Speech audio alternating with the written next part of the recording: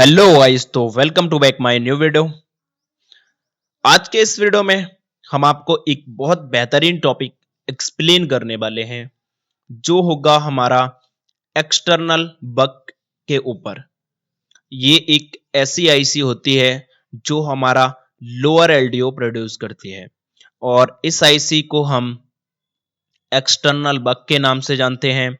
और MediaTek MT6357 CRV में इसका बहुत ही मेन रोल होता है। अगर ये आईसी आपकी आउटपुट नहीं निकालेगी तब हमारा फोन ऑन ही नहीं होगा, प्रॉपर डेड रहेगा। तो इसी चीज का सॉल्यूशन हम लेकर आए हैं और आज आपको हम इस आईसी की पूरा पिन कॉन्फ़िगरेशन बताने वाले हैं कि आपकी ये आईसी किस तरीके से वर्क करती है। फर्स्ट पिन पर कौन सी वोल्टेजेस आती है, 6 लेग पर आपकी कौन सी वोल्टेजेस आती है, 5 पर आपकी कौन सी वोल्टेजेस आती है। तो ये सारा कुछ हम बताते हैं। अब इसमें क्या है, आपको ये जो वीडियो समझने के लिए आपको फर्स्ट ये पूरा वीडियो देखना पड़ेगा। तो ये वीडियो हमने इससे पहले अपलोड कर दिया है और ये वीडियो का लिंक आपको डिस्क्रिप्शन में भी दे देंगे और आई बटन पे भी मिल जाएगा, तो आप वहां से जाकर इस वीडियो को देख सकते हो। देखो, सबसे पहले मैं आपको कुछ बताना चाहता हूं मीडियाटेक MT6357 CRV के बारे में, जिससे कि आपको ये वीडियो थोड़ा और अच्छे से समझ आएगा। देखिए, हम क्या देखते हैं कि हमें पावर आईसी के पास 5 बग कॉइल्स देखने को मिलती हैं। 1, 2, 3, 4 और 5। अब इन 5 बग कॉइल्स, यहाँ पर हमें 5 बग कॉइल्स देखने को मिलती है, तो कुछ लोग तो यही जानते होंगे कि हाँ भाई, ये 5 बग कॉइल्स ही पावर आईसी के लिए इंपॉर्टेंट है, बाकी कोई इंपॉर्टेंट नहीं है। लेकिन नहीं, ऐसा नहीं है। ये बग कॉइल्स जो है, इसमें एक बग कॉइल्स होगी। मैं आपको कोई स्कीमेटिक के थ्रू नहीं बता रहा, बस ये बता रहा हूं कि इसमें कौन कौन सी बग कॉइल्स होगी एक एक्सपीरियंस के थ्रू। इसमें आपकी एक ब्री प्रॉक की वोल्टेजेस के लिए होगी, एक इसमें आपकी होगी मॉडम के लिए, और एक इसमें होगी आपको वीपीए के लिए, और एक इसमें आपकी होगी वी कोर प्रोसेसर के लिए होगी, और इसमें एक होगी आपका हायर एलडीओ। तो ये इस तरीके से हमें 5 बकवाइल्स जो पावर के पास देखने को मिलती है। इसमें से हमको सिर्फ और सिर्फ बीपीए पर वोल्टेजेस नहीं मिलता है। इस बात को मैंने बहुत अच्छे से एक्सप्लेन किया है हमारी इससे पिछली जो वीडियो है। तो इसमें हमें क्या है, ये जो वोल्टेजेस हैं, अब इसमें हमें कितना वोल्टेजेस आना चाहिए, 0.8 से 1.2 वोल्टेजेस, और हमें हायर एलडीओ 2 वोल्ट तक मिलना चाहिए। यहां पर हमें मॉडम 0.8 से 1.2, 0.8 टू 1.2 वोल्टेजेस। अब क्या है कि हमें ये चीज समझ में आना चाहिए कि हमारे पास ये जो वोल्टेजेस हैं, तो अगर हम ये बात कह सकते हैं, जैसे कि मैं आपको इस सर्किट के अकॉर्डिंग कुछ दिखाना चाहता हूं। अगर आप देखेंगे तो आपको अच्छे से समझ आएगा। देखो, ये हमारी एक मॉडम की वोल्टेजेस है, तो यहां से मैंने क्या बताया है, 0.6 से 1.2 और 0.8 ही आता है मोस्टली। तो आपको ये जो वोल्टेजेस हैं यहां पर मिलना चाहिए, मतलब तीन आपको 0.6 या फिर 8 से 0.8 से 1.2 वोल्टेजेस तक की तीन वोल्टेजेस आपको पावर आईसी के पास दिखना चाहिए चार्जर लगाने के बाद। हमारा MTK6357 CRV के फोन्स में विदाउट स्कीमेटिक, अगर आपके पास उस फोन का स्कीमेटिक नहीं है तो भी हमको तीन वोल्टेजेस ये मिलना चाहिए, एक वोल्टेजेस आपकी 2 वोल्ट मिलना चाहिए। अगर ये दोनों वोल्टेजेस, ये 4 वोल्टेजेस आपको मिल रही हैं, आपको एक कॉइल पर इस पर वोल्टेजेस नहीं आएगा, कोई भी एक कॉइल पर नहीं आएगा। मैं बोलता हूं कि इसका स्कीमेटिक नहीं है तो हमें ये भी नहीं पता कि इसमें वीपीए की कौन सी बक कॉइल्स है, तो हमें इसमें एक कॉइल्स पर वोल्टेजेस नहीं आएगा। ये चीज हमें पता होना चाहिए।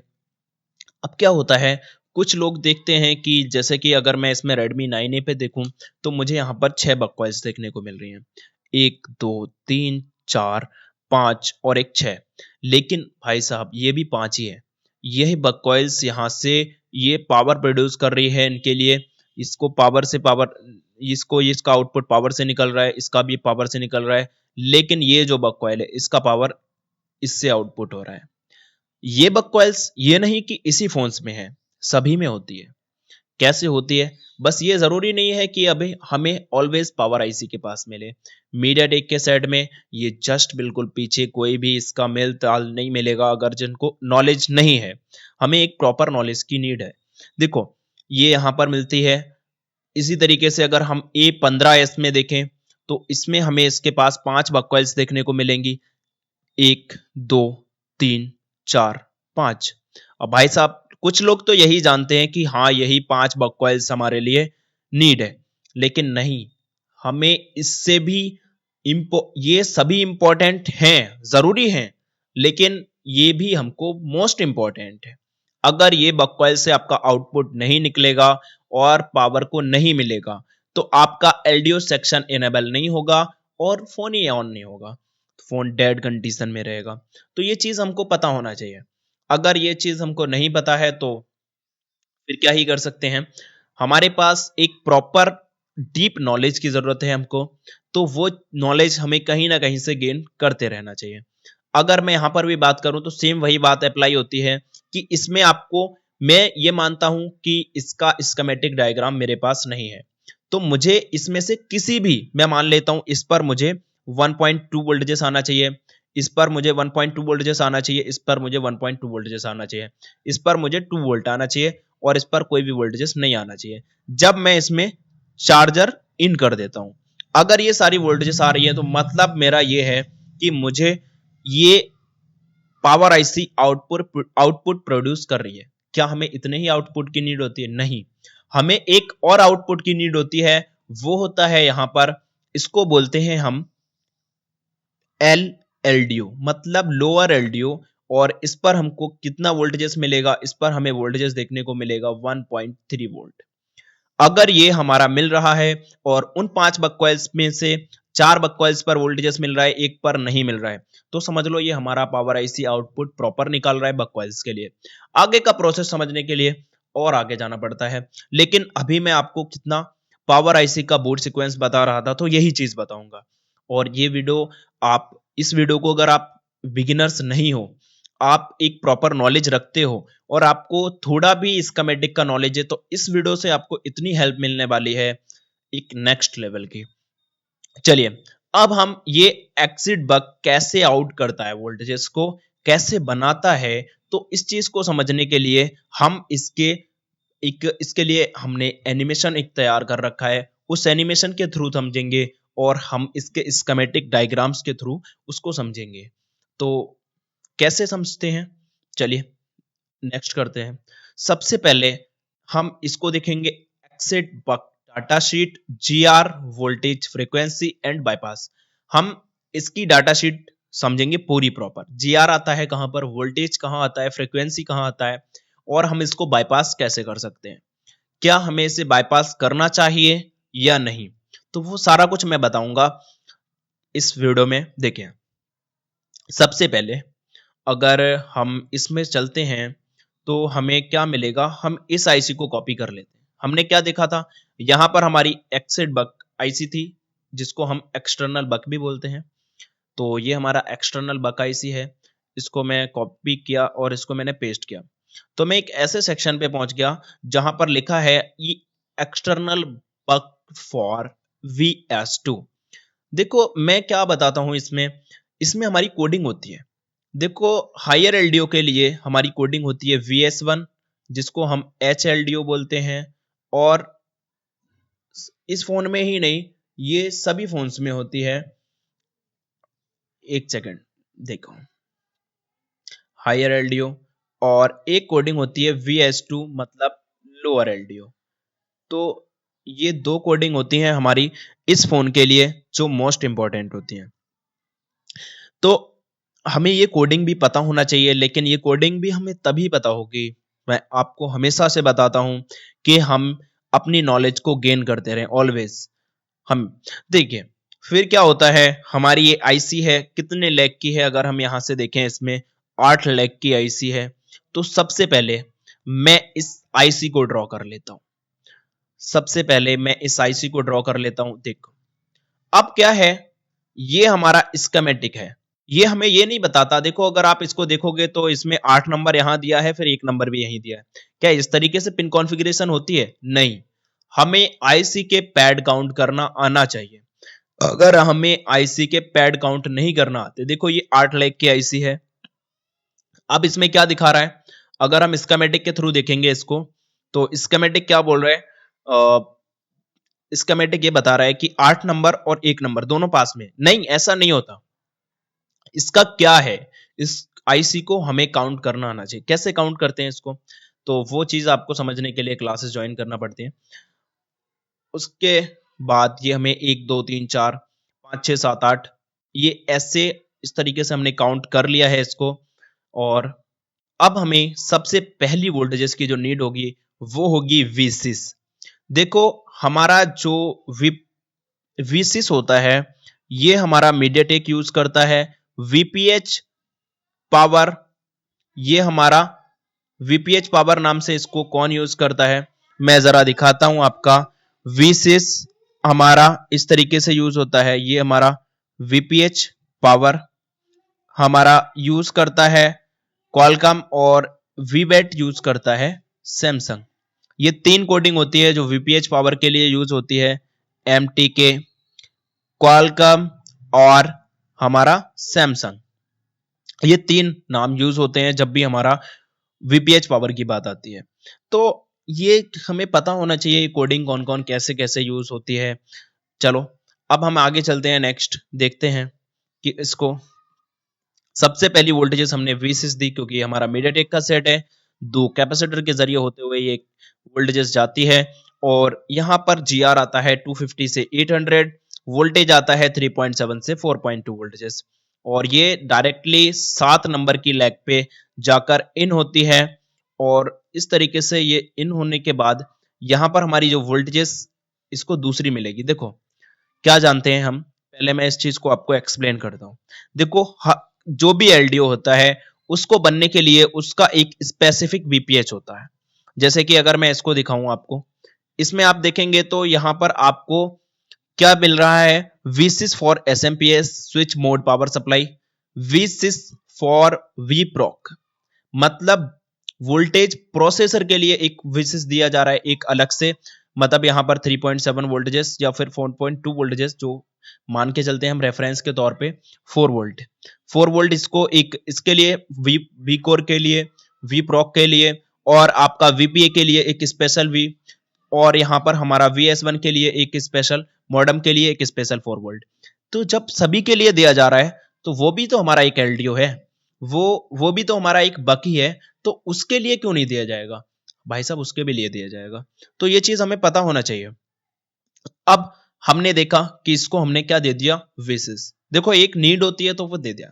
उसके बाद देखो अब हमें इसके लिए क्या नीड होती है? एक EN कहां से मिलेगा इसको?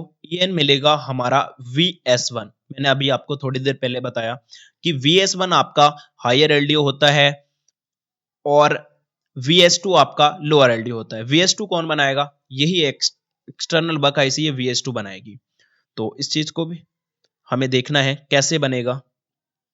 उसके बाद जैसे ही हमारा इस पे EN आ जाता है, यहां से V4 से वोल्टेज आउट होने लगता है, और VS1 पे कितना वोल्टेजेस होगा? 1.8 वोल्टेज से लेकर 2.1 वोल्टेजेस तक। तो देख लेते हैं VS1 कहां एंटर हो रहा है एक बार इस स्कीमेटिक के थ्रू।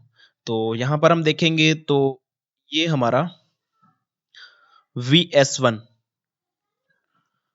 EN 1 नंबर और VS1 PMU। अब मैं इसको अगर कॉपी करके नेक्स्ट करता हूं तो मुझे ये कहां ले जाएगा? देखो ये मुझे एक पावर आईसी के बक सेक्शन पे ले जा रहा है, और यहाँ पर 6357 ये आईसी लगी हुई है। इसको मैं आपको जूम करके दिखा देता हूँ। इससे निकल रहा है ये, और यही हमारा EN सिग्नल के रूप में जा रहा है। तो अभी हमें फिर वहीं पर आ जाना है।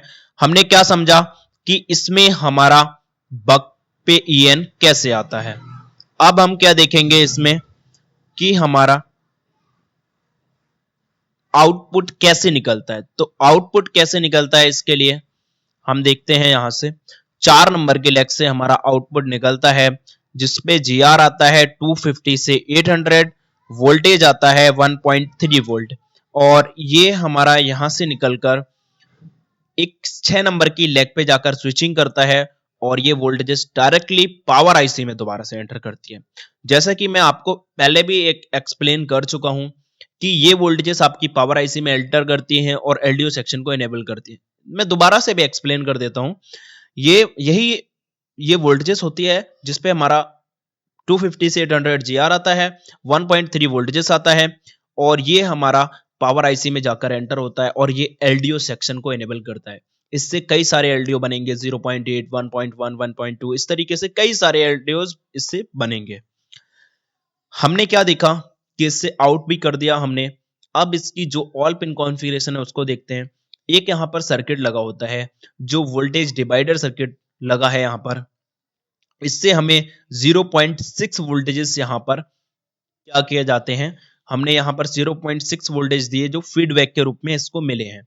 वोल्टेज डिवाइडर सर्किट हमें आना चाहिए। वोल्टेज डिवाइडर सर्किट से हम ये लगा सकते हैं, कोई भी वोल्टेज डिवाइडर सर्किट को अगर हम समझ सकते हैं पूरी तरीके से कि किस तरीके से वोल्टेज डिवाइडर सर्किट को हम डिवाइड कर सकते हैं वोल्टेजेस को, तो ये सारा कुछ हमें पता होना चाहिए। ये एक वोल्टेज डिवाइडर सर्किट बहुत मोस्ट इंपॉर्टेंट टॉपिक होता है, तो इसके भी ऊपर आप रिसर्च कीजिए और आप मुझे कमेंट कीजिए कि वोल्टेज डिवाइडर सर्किट के ऊपर आपको वीडियो चाहिए, तो मैं आपको एक स्पेशल वीडियो बनाऊंगा। उसके बाद आपको लाइफ में कभी भी कोई वीडियो देखने की जरूरत नहीं पड़ेगी। इसके लिए आपको कमेंट करना होगा, भर दो कमेंट से पूरा कमेंट सेक्शन। उसके बाद हमें क्या देखना है, इसमें जो हमारा 8 नंबर की ये लैग है पीजी, पीजी मतलब पावर गुड। ये हमारी एक ऐसी पॉइंट है, अगर हम इस टीपी पॉइंट पर जाकर 1.8 वोल्टेजेस से लेकर 2.1 वोल्टेजेस तक हमें अगर मिल रहा है, समझ लो ये हमारा पूरा आईसी प्रॉपर वर्क कर रहा है। उस कंडीशन में हमें इसको बिल्कुल भी छेड़छाड़ नहीं करनी है। और VS2 हमारा ये यहां से निकलता है जिसको हम बोलते हैं exit work, external work VS2।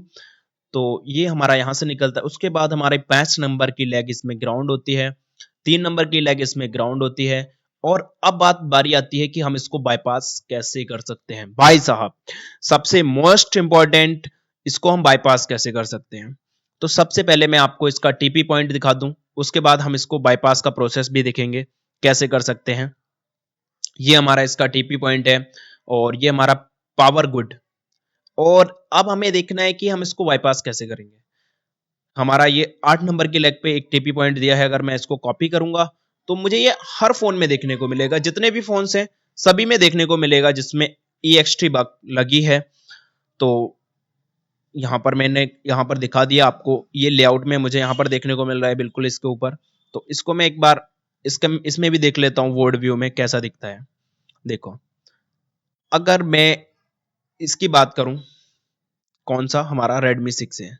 सबसे पहले ये देखो Redmi 6 है, Redmi 9 है, यहाँ पर ये देखो ये हमारा Redmi 9 है, इस जगह पर ये इसका पॉइंट है। और ये हमारा 8 नंबर की, ये 8 नंबर की लेग है और इससे ये लाइन निकल रही है और यहाँ पर जाकर एंड हो रही है। ये हमारा Redmi 6 है। और A15s, इसमें भी इसका टीपी पॉइंट होगा कहीं ना कहीं, तो इसको हमें देखना पड़ेगा। यहाँ से ये लाइन निकल रही है बट इन्होंने टीपी पॉइंट नहीं दिया। हो सकता है इसके स्कीमेटिक से हमें पता चले कि इसका टीपी पॉइंट कहाँ है, ऐसे हम कह नहीं सकते। चलिए, बाकी फिलहाल के लिए मैंने आपको 2 फोन्स में दिखा दिया कि ये टीपी पॉइंट कैसा दिखता है। उसके बाद अब हम बात करते हैं इसको बाईपास कैसे कर सकते हैं। तो इसको बाईपास करने के लिए हमें सिंपली 1 नंबर से लेकर 6 नंबर पे हमें एक जंपर करना होगा, जिसके बाद ये बाईपास हो जाएगा, कोई भी इशू नहीं है, कुछ भी नहीं। लेकिन मैं आपको ये रिकमेंड करूंगा आप इसको बाईपास कभी भी ना करें, क्योंकि इसको बाईपास नहीं करना चाहिए। लेकिन बाईपास कर रहा सभी लोग बताते हैं, आपका ये सर्किट रन हो जाएगा जब आप इस तरीके से बाईपास कर सकते हो। लेकिन मैं ये रेकमेंड करूंगा कि आप इसको बाईपास ना करें। और आपको ऑलवेज ऑलवेज इस आईसी को चेंज करना है। ये आईसी आपको किसी भी आईसी, कोई भी फोन हो जिसमें MT6357 CRV लगा हो, उससे उठाकर उसका ये देखो, ये रेड कलर का ये जो पॉइंट है ना, इसको हम बोलते हैं नोज कट पॉइंट। इसको देखकर सेम जहां भी ये नोज कट पॉइंट आपको मिले देखने को, उस फोन से निकालकर इस नोज कट पॉइंट के अकॉर्डिंग सेम वैसा ही लगा दो। और आप इस तरीके से लगा दोगे तो आपका पूरा फोन प्रॉपर रन कर जाएगा, अगर आपका आउटपुट नहीं निकल रहा है और ये आईसी खराब है तब। तो आई होप आपको ये वीडियो बहुत अच्छा लगा होगा। और कमेंट सेक्शन में जरूर बताओ कि इस वीडियो से आपको कितना हेल्प मिला। मैंने इस वीडियो में बहुत अच्छे से एक्सप्लेन किया है और मैं ये उम्मीद करता हूं आप एक अच्छे लेवल पे काम कर रहे होगे। और इसी तरीके की मोस्ट इंपॉर्टेंट वीडियोस के लिए हमारे चैनल को सब्सक्राइब करो। हमारी ऑनलाइन क्लासेस अभी स्टार्ट हो रही हैं, नेक्स्ट बैच को ज्वाइन कीजिए और आप एक नेक्स्ट लेवल का सीखिए।